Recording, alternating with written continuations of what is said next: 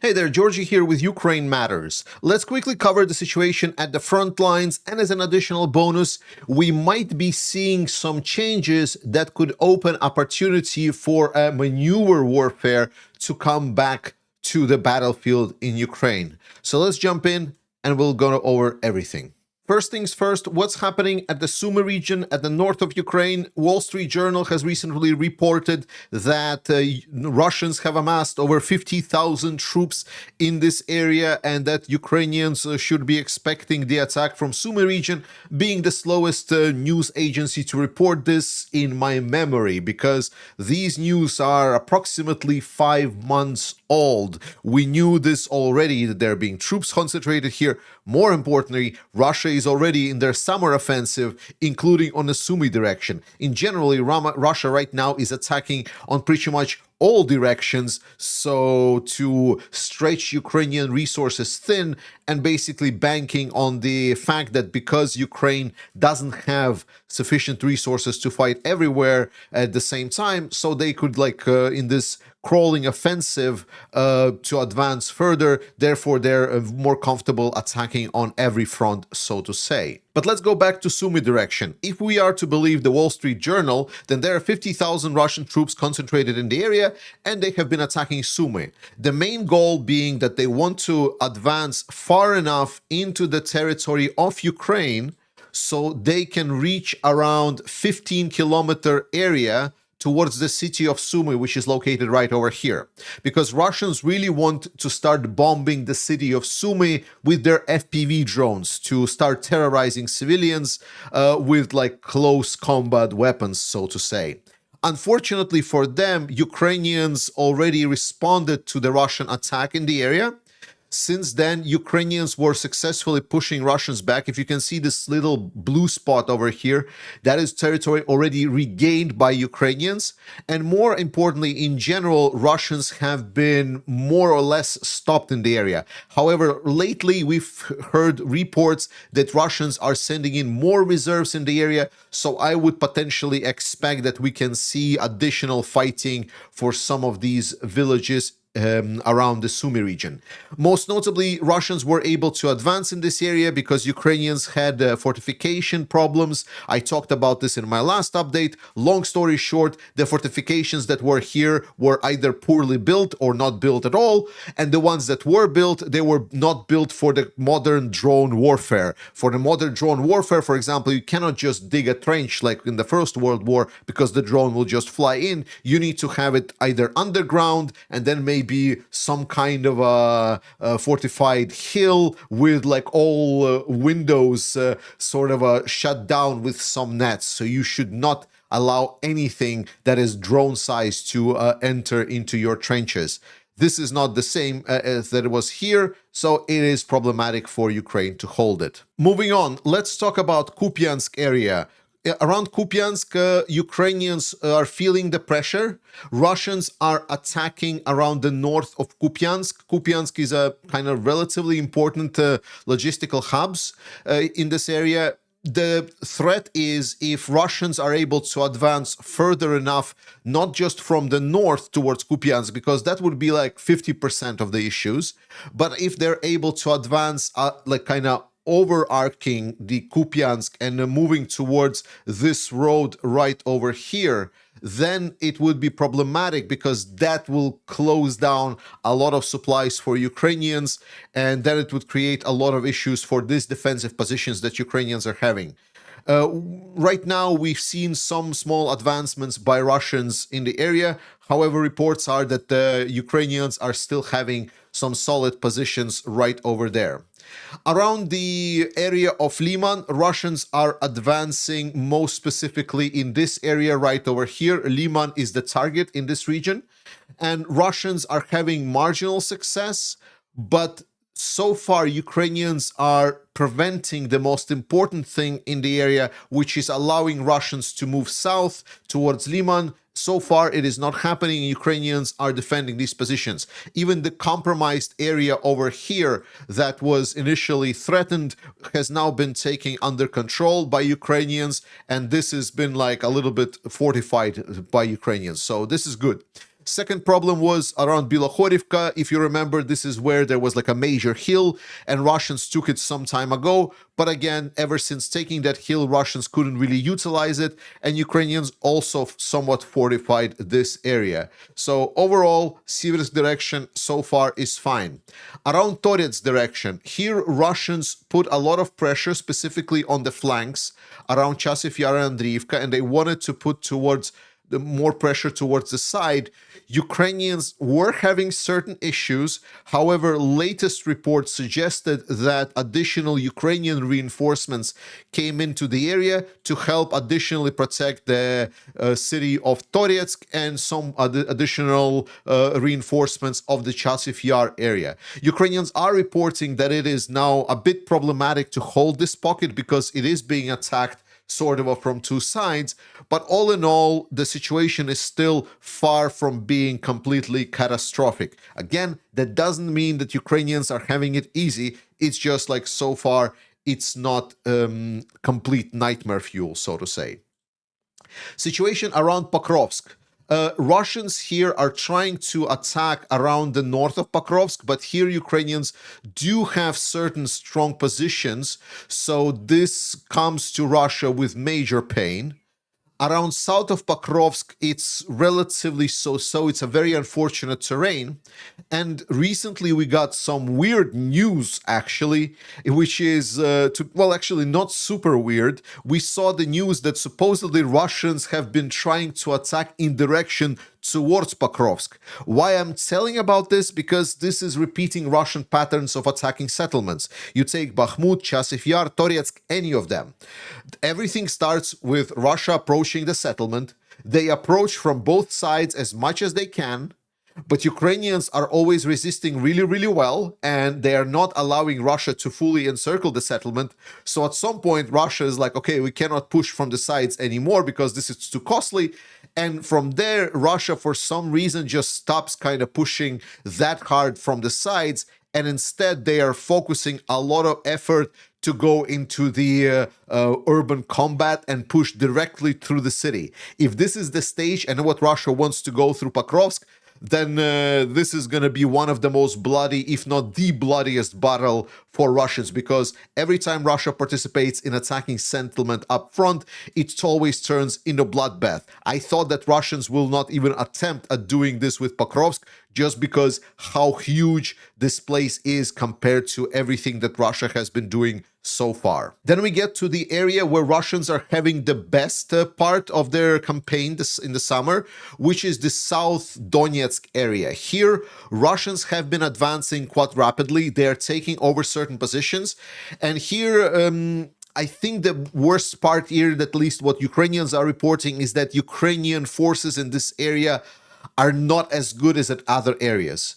Here, Ukrainian forces have been reporting that the reports coming towards the command are lying about their actual positions, are lying about the state of affairs, are lying about the state of fortifications. At least this is what's being reported. So far, Russians are having certain success in this area.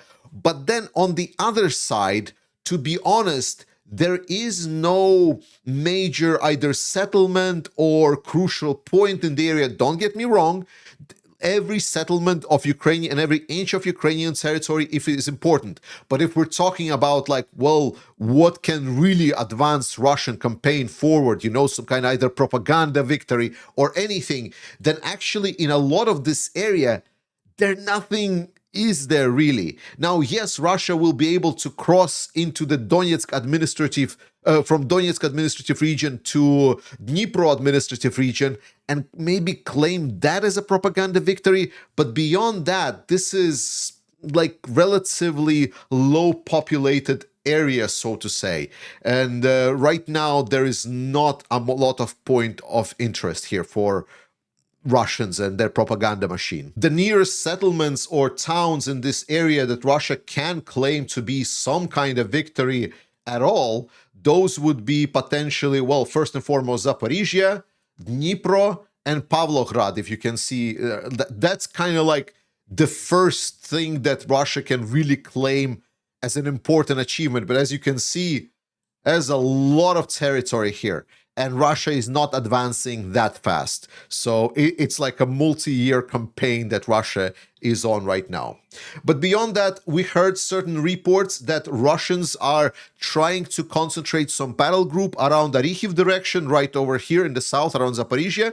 So Ukrainians are also expecting that potentially this direction will be activated soon enough. Again, Russia just really wants to stretch the Ukrainian resources as thin as possible. This is sort of a response to the fact that Ukrainians are not having as much cluster munitions and they don't have enough mines already. We know that for a while now. And more importantly, Ukrainians don't have enough drone teams and drones to fully cover all of the areas equally. So whenever Russia concentrates certain forces, Ukrainians are going to struggle just a little bit. Remember, to stop the modern Russian attacks, when they're attacking like in large quantities on motorbike, just couple of FPV teams that used to be before is not enough, because before it was like a column of vehicles that was attacking, and then like just couple of units that are flying FPVs could easily take out all of the vehicles, and that's it. But if it's a fast-moving large quantities of these motorcycles,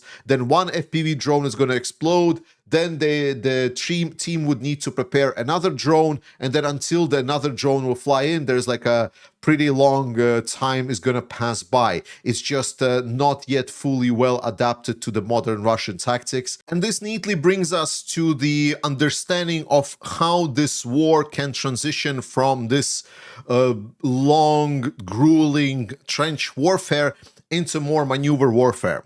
So what you need to understand is that drone for the last couple of years have become a massive defensive force. Like drone technology just allowed essentially the operators to sit in their little underground cages and then just operate death machines, just completely destroying any attempts at advancing towards the Ukrainians. Russians have been on the offensive and they lost insane amounts of forces. They're still continuing their losses, but we also see certain level of adaptation, and we see the already outlining perspective of how this maneuver warfare can come in. Now, the question is whether or not Russians will able to execute it, because it is going to be dependent on execution. But the recipe is sort of already there. There are still a couple of question marks that are needed to overcome the real problems of what's on the front line. So let's try to imagine what a defensive line looks right now in Ukraine. So in Ukraine, there is not like a defensive trench, and there is like multiple people sitting in it. As I said, all of the trenches from the start are underground, and there are like certain positions that are exposed with like just firing holes that are closed off by like some nets or something that would not allow the drones. And then they're connected with these underground trenches, for example. Then somewhere behind these areas, usually just a little bit further, are the drone operator positions. So this is where the drone operators are sitting and guiding their drones. And then the line beforehand, there is obviously the physical trenches. So there is like the anti-tank dugout. There is also some of these pyramids that are really nice to stop some of the lighter vehicles. And there is also can be a little bit of barbed wire potentially on both sides of the tank trench or around the same pyramids as well. So somewhere around there. That is on the ground. But that thing is mostly sort of a passive defense. Then there is the active defense. First and foremost, there is higher in the skies, there is observation drones that are overseeing the area kind of long before. So it's like eyes in the skies. This is an eye that are flying very, very high. Then there is a little bit lower also some drones that are additional repeater drones. These repeater drones, they are there to help bounce the signal from the operators to any other drones that are operating in the area. So they're helping with the radio transmissions. because there's going to be also a lot of electronic warfare in the systems, but it can be located in many areas around the front line, both in the trenches and behind, depending on what kind of stations there are. And more importantly, there is like a swarm of FPV drones that are flying around. Some of the FPV drones are normal drones, and then there is also sometimes wire-guided, like optical wire-guided drones that are either parked or also flying somewhere as sort of a standby for any kind of activities. And this is what the attacking force usually needs to get through. So initially, there was an idea to just get rid of the FPV drones by jamming them, but then it really didn't help with a lot of fortifications. Russians then started applying the aviation bombs to take out some of the trenches, to basically drop big enough bombs to just make like big breaches in a lot of these trenches that the Russians can get through, and also drop the big aviation bombs on Ukrainian positions to clear up certain area. However, as you can see, it didn't really turn off a couple of really big things in the area. First, the sky flying high drones that have the eyes on everything that Russians or any attacker does. And secondly, the drone operators that were navigating, and even if there's like certain drones that were jammed initially, now the fiber optics drones, basically they put it to zero. So this brings us to the new tactics that potentially will be used, and we will see return of some of the maneuver warfare, which is, we definitely use aviations to take out position, either Ukrainians or Russians. Ukrainian aviation is now raising up as well. We now also see the rise of the sky interceptor drones. So there will be a rank of drones that will be specifically targeting to take out the sky drones. It could be with both sky interceptor drones, in addition with some of the radar drones that can fly in the area and detect what kind of aerial targets are present in the area. And then there is going to be optical wire drones, because they're not susceptible to the electronic warfare. And those drone teams, like both optical wire actually and FPV, because if there is no electronic warfare or little, then regular FPVs can fly. And the point of these ones is actually to fly by to the position of the operators and scan where the operators are, and then take out operator spots, or at least force them to relocate. This creates a window of opportunity through which then notable forces can potentially cross through and get into breach. And this is what Russians are doing already. The difference being that Russians are not utilizing it as a big operational breakthrough. So to say, they're not putting in like thousands and thousands and thousands and thousands of men at once so far. But potentially this is going to be the next step, that after we see some kind of a breakthrough of these positions, we could see some of the Russian main forces be carried on like either big vehicles or MRAPs or something like this.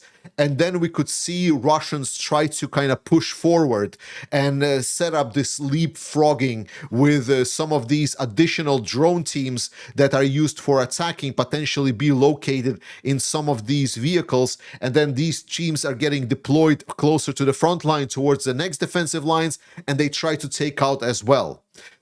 There's still a lot of questions, for example, how to overcome multi-layered defense, how to prevent that there is not collapse from the side, how to prevent reinforcements from the longer range drones, and so on. But the blueprint is definitely there, and we already can see as the drone is being challenged to be just a pure defensive technology to now being incorporated in the offensive fashion on the front line. I will be glad to see what's going to be happening in about a year, and I'm also a little bit glad because I know for a fact that this is where Ukrainians are also will have significantly increased their capabilities and their output and their ability to potentially perform offensive action. Thank you for watching. Thank you for dedication. Continue supporting Ukraine. Trust in Ukrainian armed forces. I love you. Slava Ukraini. And I'll see you next time.